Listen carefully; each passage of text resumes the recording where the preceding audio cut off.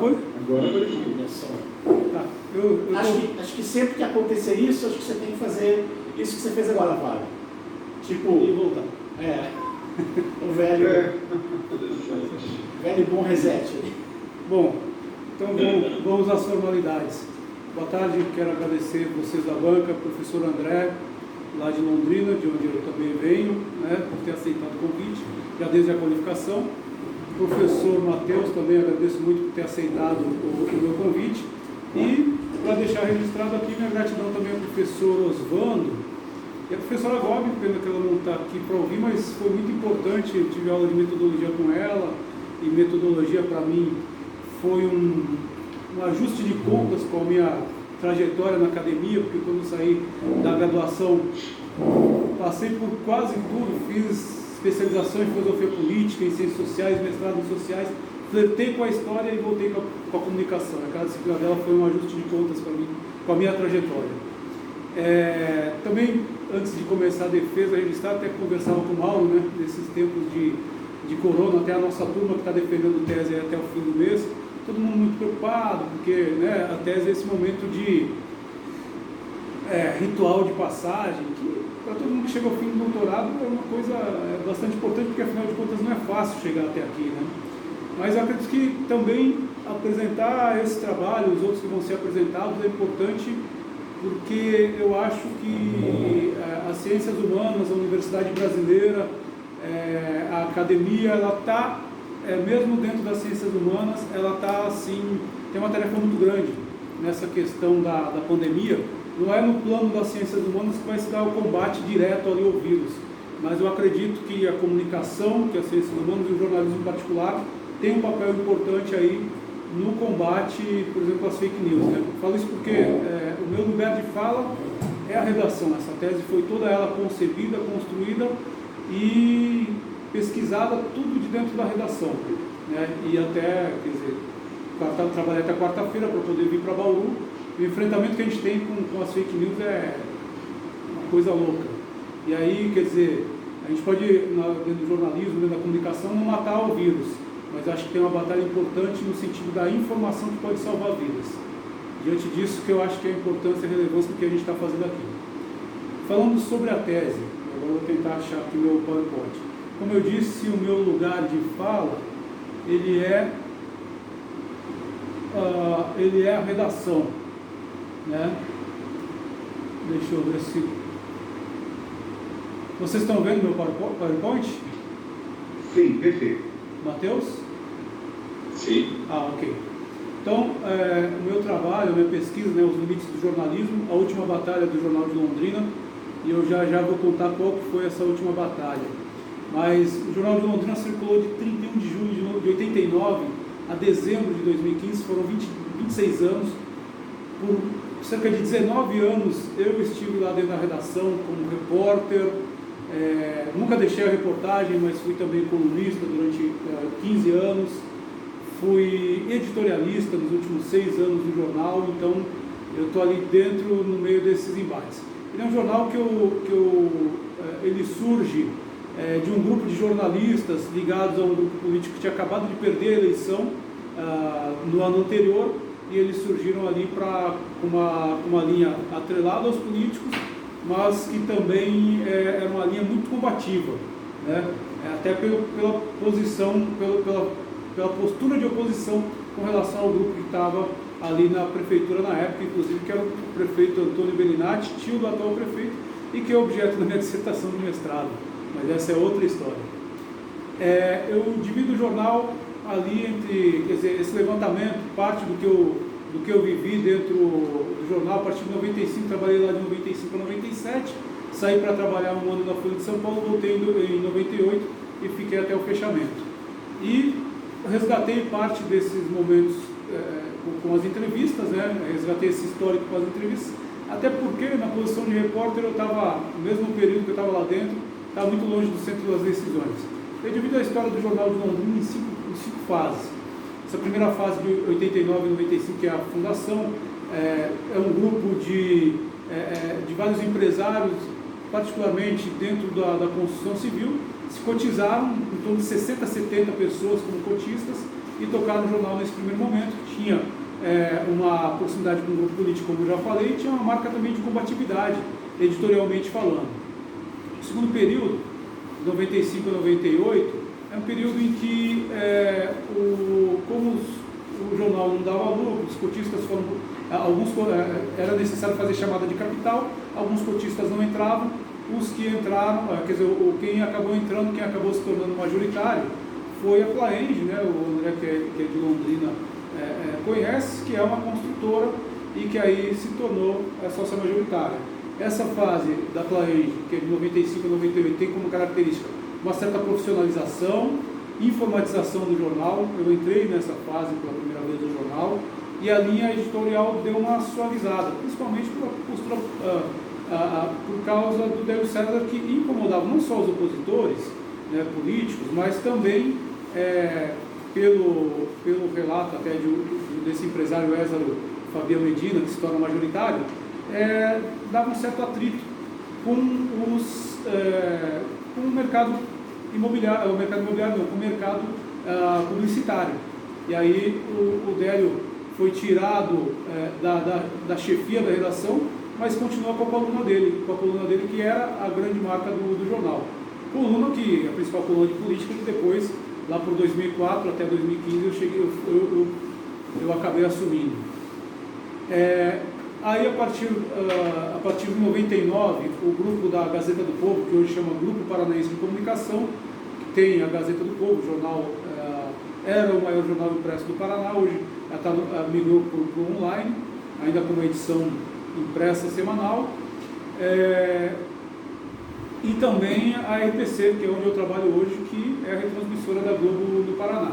Então, um grande grupo de comunicação. Eles, nessa primeira fase até 2005, a linha editorial é suavizada e o jornal entra num processo de crise que acaba no episódio que todo mundo que trabalhou lá conhece como sala A, sala B. Foram colocadas em duas salas diferentes as pessoas e a gente achava, na época tinha muita dinâmica de grupo, né? A gente achava que era mais uma dinâmica de grupo. Quando a gente saiu da reunião, numa sala, eu não lembro se era A ou se era B, numa sala estava todo mundo demitido, na outra sala estava a outra metade da redação que ia tocar a redação dali por diante. O jornal então chegou a um processo quase semi-falimentar, abrindo então espaço para o que seria aí a quarta fase, com uma mudança muito grande no modelo de negócios. Jornal auditado pelo IVC, mas com assinaturas, mas assinaturas que eram gratuitas, que ele aposta fortemente na ampliação da circulação para melhorar a sua condição no mercado publicitário. O Jornal de Londrina saiu ali de menos de 5 mil assinantes ali em 2005 para em torno de 20 a 25 mil a partir dessa fase de 2006. Era uma assinatura gratuita, funcionou bem esse modelo durante algum período, até que ele entrou em colapso. A linha editorial que foi resgatada foi uma linha editorial mais combativa, mais independente. E aí eu coloco dentro dessa fase, uma quinta fase, né, que elas coincidem. Saiu aí, né?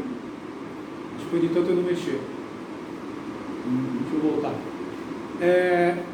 Que é a fase em que é implantado a fase online do jornal, que já não é aquela fase mais online dos primeiros jornais brasileiros dos anos 90, e que o JL também usou, de colocar a versão impressa na internet. É uma fase mesmo do jornalismo online, tal como nós conhecemos. Independência editorial como marca muito forte, combatividade. Na verdade, nessa última fase, o JL resgata aquela combatividade lá do começo, só que dessa vez não vinculada a grupos políticos, como era lá no seu começo. Para fazer análise disso que eu chamo a última batalha do Jornal de Londrina, eu fiz análise dos últimos 3 anos de funcionamento, 2013, 14 e 15.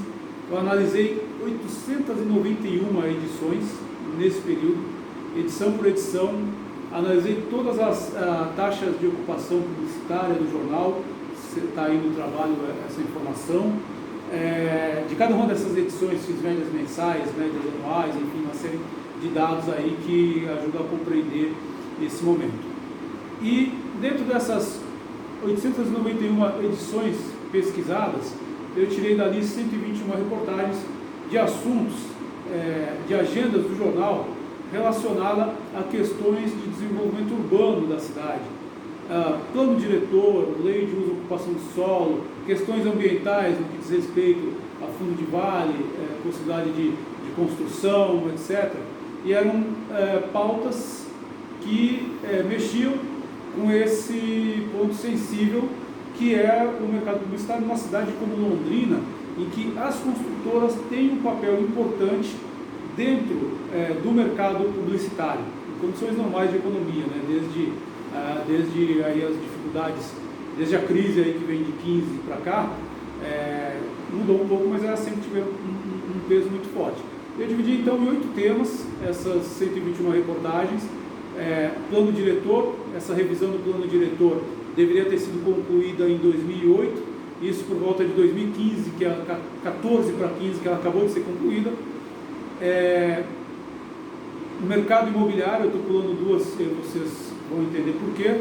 O mercado imobiliário eram matérias sobre o mercado em si, matérias mais de tom positivo. Isso para demonstrar que, embora o Jornal de Londrina enfrentasse uma agenda que era dura com relação ao mercado das construtoras e das imobiliárias, ele também tinha reportagens, inclusive com muitas manchetes, tratando do mercado imobiliário, com agendas mais positivas, propositivas, uma problematização mais positiva da questão. Significa que o jornal não era frontalmente contra esse mercado, né?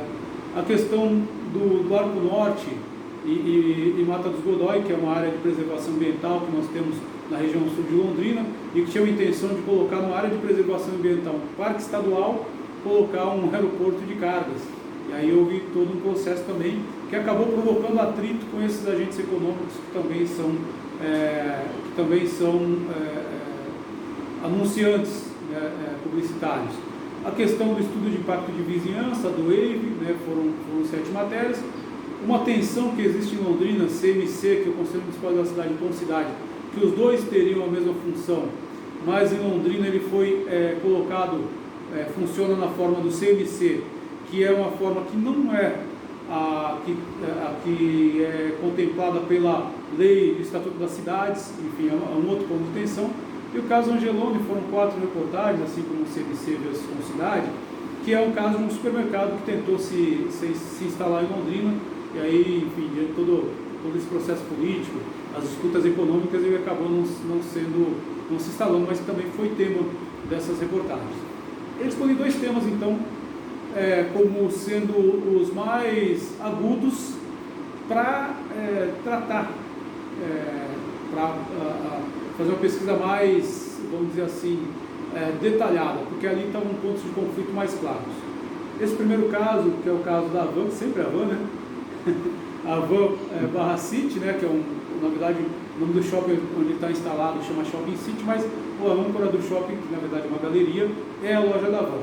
E que, vocês viram aí no trabalho, quer dizer, ele foi instalado de uma forma irregular, né? Avançando o recuo, que é 2,5 metros, que é uma coisa de um valor financeiro muito grande. E a gente vê aqui que das 17 reportagens, 14 foram em 2014. Que a gente vai ver que 2014 foi, vamos dizer assim, o momento mais forte dessa batalha a qual me refiro no título.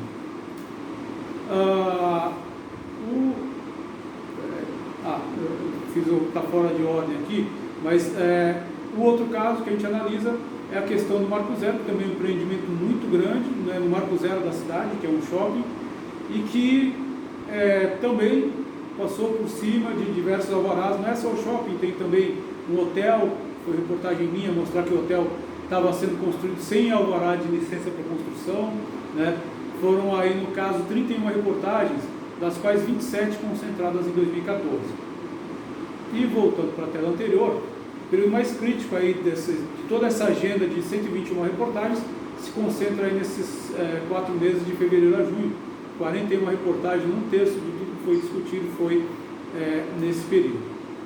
Bom, dito isso, quer dizer, constatando todas essas dificuldades, que depois nas entrevistas feitas com quem trabalhou na redação, com quem trabalhou na área comercial, né, fica ali demonstrado que essa agenda, essa pauta adotada pelo jornal, era uma pauta que dificultava a relação com o mercado publicitário. Feitas essas contestações, para analisar teoricamente, eu recorri a analisar como isso aparecia, como essas notícias eram tratadas pelo Jornal de Londrina. E eu parti para análise, um debate teórico sobre a questão do valor notícia. Até inclusive, eu peço aqui desculpas, passou por todas as revisões, mas na página 18 eu me refiro a Gislene Silva como Gisele Silva. Então passou por todas os pente finos e só na última leitura, depois que já tinha enviado, é que apareceu. Mas com base nesses teóricos aqui, a Gislene Silva, Marcos Paulo da Silva, Pamela Schoenmaker e os coautores que trabalham com ela, Mauro Wolff e Nelson Traquina, eu busquei as ideias de valor de notícia com base em todos esses autores. De todos eles, fica claro ali dois pontos, dois fatores levados como valor notícia. Desde Tobias Pelser, naquela primeira tese sobre jornalismo, tese acadêmica defendida em Leipzig no século XVII, desde Tobias Pelser até os nossos dias, os dois principais valores notícia. É claro que os autores vão detalhando mais eles, né? Eu tentei também preparar uma lista de valores notícia com essa perspectiva. A quebra da normalidade e o critério de relevância são os dois principais. Quebra da normalidade, a negatividade, né? E a relevância são os dois principais. Mas de todos esses autores, tem duas coisas que eu queria ressaltar na apresentação. Que primeiro, é uma leitura muito interessante, que eu considero, da Gislene Silva, quando ela separa termos que na verdade são conceitos que eles parecem a mesma coisa, sinônimos, e às vezes são tratados como sinônimos e não são. E que aí dá a possibilidade da gente estudar os valores notícia com a gente chegar num nível de detalhamento para buscar a capacidade de operacionalização desses conceitos. Que ela vê critérios de noticiabilidade no primeiro plano como algo mais amplo, né, que passa por todo o processo de produção jornalística, desde o primeiro contato com a fonte até a edição final e todas as pressões de dentro e de fora da redação que acompanham. Então, ela faz a separação, né, eu coloco isso no texto, de como ela trabalha esses momentos diferentes, né, da notícia quando ela começa lá na redação, passa ela começa lá na reportagem, no contato com as fontes, na apuração, passa por dentro da redação, no processo de edição, de hierarquização das notícias, até as relações sociais dentro e fora da redação, com o público, com os atores envolvidos, com o poder econômico. Então, critérios de noticiabilidade nesse plano. A seleção de notícias está no plano ali, ela opera tanto nos momentos fora da redação, na apuração, quanto dentro da redação, na hora também de decidir o que entra e o que sai. Por isso que eu também entro um pouco na teoria do gatekeeper, que a Pamela Schoenmaker atualiza, porque no fim das contas são os vários gatekeepers, mas é o editor lá no fim que vai dar o sim ou não para as matérias, as reportagens que vão entrar ou não, fazendo uso, lançando mão dessa ideia da seleção de notícias. E por fim, os valores de notícia, que aí são o que pautou mais a minha análise, que são ali aqueles conceitos ali do chão da fábrica, de quando o repórter pega a pauta dele na redação e vai para a rua observar, buscar aquelas informações, fazer as suas observações.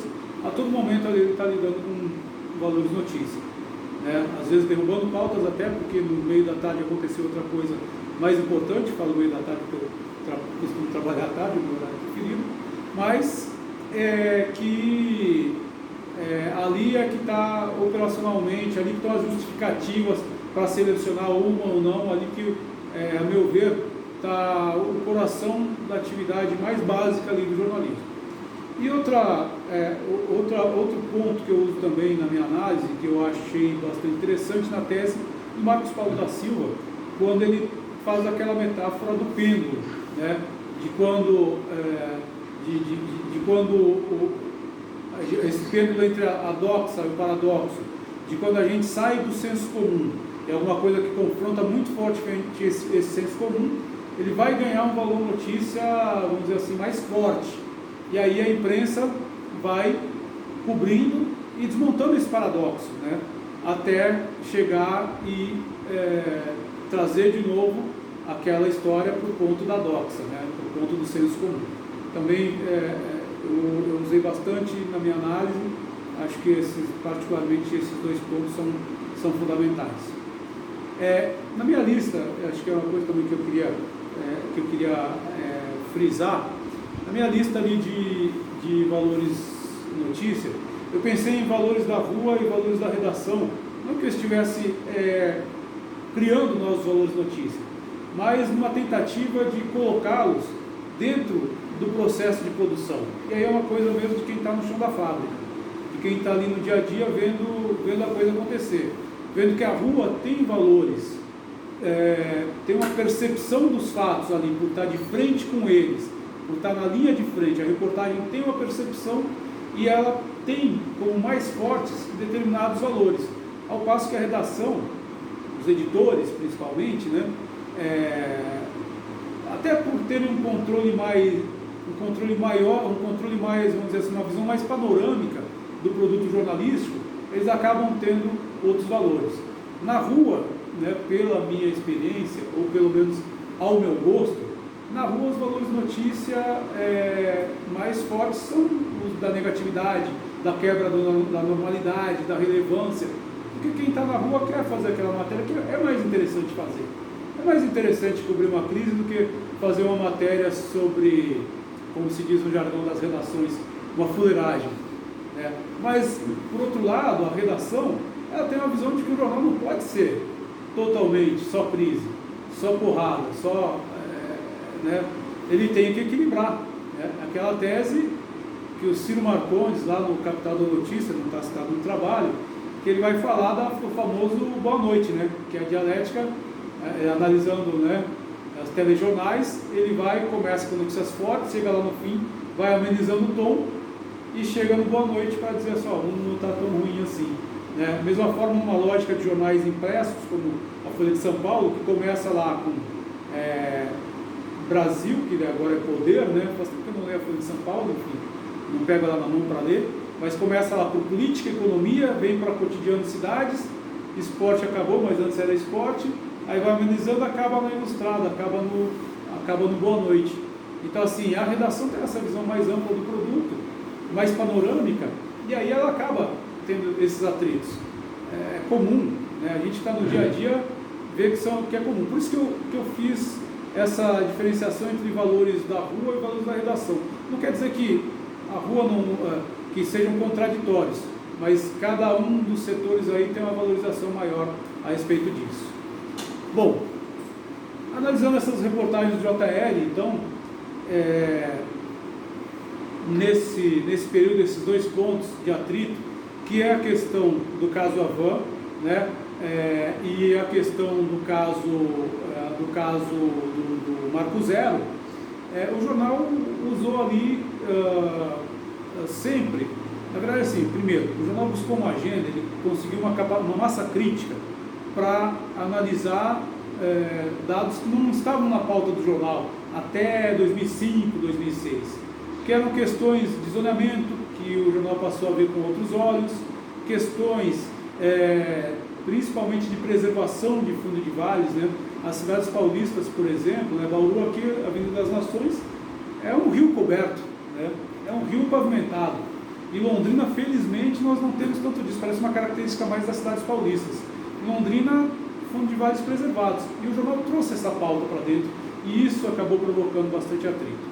Outro dado que eu ia esquecendo, que também essa questão imobiliária em Londrina sempre teve muita força, até porque nós tivemos há 12 anos, em 2008, uma crise na Câmara Municipal tratando de mudanças ilegais, venda de projetos de lei mudando o zoneamento. Então, e recentemente, em 2018, tivemos uma operação chamada ZR3, que também era venda de mudanças de zoneamento. O que mostra que esses assuntos na agenda pública de Londrina são assuntos fortes e eram assuntos da agenda do Jornal de Londrina. E nas minhas considerações finais, então, apontando que o jornal ele teve atritos na relação com o mercado, porque os valores de notícia utilizados pelo jornal demonstraram a forma como ele tratava, lidava com esses assuntos, né? Então, quer dizer, o jornal tratava de forma crítica, buscando uma perspectiva, a meu ver, do cidadão. Eu já tenho uma certa distância do objeto, mas eu estava lá dentro e, enfim, a visão que eu tenho do jornal é essa. Isso rendeu atritos com as construtoras, que era um setor importante do jornal, e provocou dificuldades ali no financiamento, na sustentabilidade financeira do jornal. Não dá para dizer que o Jornal de Londrina, categoricamente, não dá para dizer categoricamente que o Jornal de Londrina fechou porque ele sofreu um cerco publicitário. Até porque tem outras crises. A gente, em 2015, o país está entrando numa crise econômica. A comunicação, a indústria da comunicação, a indústria do jornalismo passa também por uma crise provocada pelas novas tecnologias, né? Então, tudo isso junto vai levar aí a uma situação em que o jornal empresarialmente não consegue mais sobreviver, né? Apesar de ter muita relevância pública. E aí isso aponta para a questão do financiamento do jornalismo, quer dizer, talvez, né, eu vejo as experiências que eu tenho visto do jornalismo, e eu cito particularmente o caso do Jornal Plural de Curitiba, né, formado por alguns jornalistas independentes, formaram lá e estão vivendo de assinaturas como vários outros, como a Revista Fórum, Brasil 247, o Nacif, né, que estão vivendo de projetos que buscam o financiamento dos assinantes, na busca dessa independência que sempre se buscou no jornalismo, né? Essa independência que, me parece, nesse momento, é difícil construir a independência editorial numa relação de dependência com relação a anunciantes privados. Isso é uma coisa bastante dificultada, é só ver o caso da Carta Capital, que tem dificuldades nesse sentido. E aí, nesse sentido, para fechar,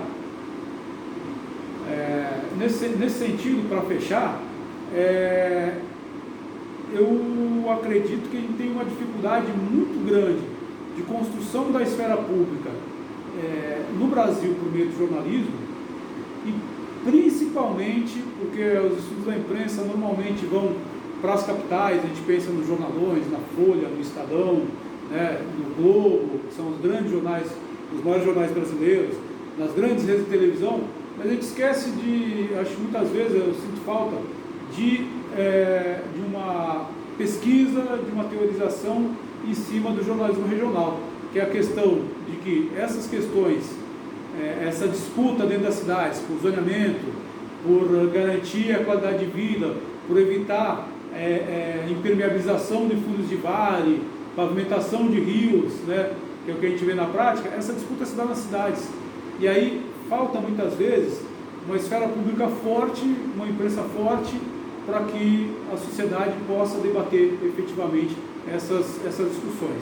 Então, apontando para frente, como eu faço nas considerações finais, eu penso nessa dificuldade de construção de uma esfera pública nesses termos. Eu ia passar aqui eu tirei aqui, vocês não devem estar vendo mais o PowerPoint, né? Estou vendo o gerenciador de arquivos. Agora eu abri de novo, porque eu queria passar só rapidamente. Vocês têm aí as referências bibliográficas, né? Aí, só passando elas rapidamente, está tudo aí no texto, né? Fora as entrevistas que foram feitas. Eu acho que inicialmente, para começo aqui da nossa exposição, para começo de conversa, seria isso. Agradeço a atenção de vocês. Ok. Muito obrigado, Fábio.